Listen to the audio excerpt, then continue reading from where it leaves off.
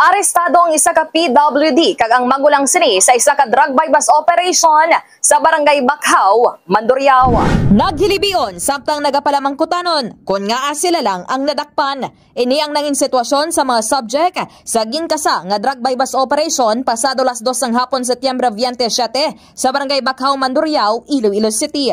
Nakumpiskar ang 21 ka mga sachets sang suspected shabu nga ginabanta nagabugat sang 110 gramos nga mayarasang market value nga 748,000 pesos sa mag-utod nga sanay Rachel Flor, 26 anyos kag Jonalyn Perante, 46 anyos. Suro kay Flor nga amo ang main subject, certain Tito ang nagasugo sa iya nga magbantay sa puwertahan nga may pintal nga dalagkuan niya tubo kung sariin nalain-lain niya personalidad ang nagakadto sa ilabalay kag may ginakuha. Pahayag pa niya, masami ginahatagan siya sang 100 ka pesos apang may tion man nga wala sa baylo sang iya sini nga pagbantay. Suro naman kay Police Captain Val Campbell, officer in charge sang Iloilo City Police Station o kuna ICPS 10, madugay na ang mga ini nga ginamonitor kag ang iban nga mga utod sang naggaladakpan ang napreso man bangod sa illegal nga droga. Magapangatubang naman sang kaso nga paglapas sang Republic Act 9165 o kon Dangerous Drugs Act of 2002 ang mga arestado. Yari naman ang kabahin sang payag ni Police Captain Val Campbell.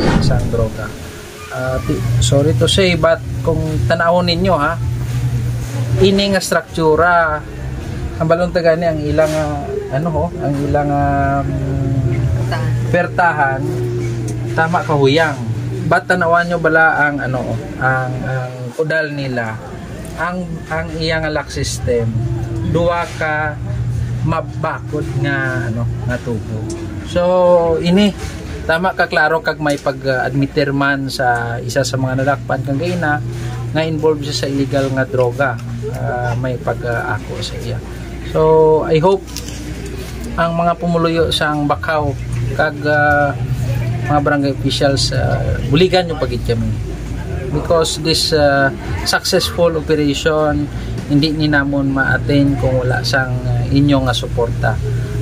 Kag manifestation man ini nga ang pumuluyo sang Bakhaw is ginasikway niya ang illegal nga buluhaton diri sa ila mismo nga barangay. Sa karon, nagapanawagan na ang ICPS 10 sa mga pumuluyo kag barangay officials sang barangay Bakhaw nga maghugpong sa kampanya Batok Illegal nga Droga.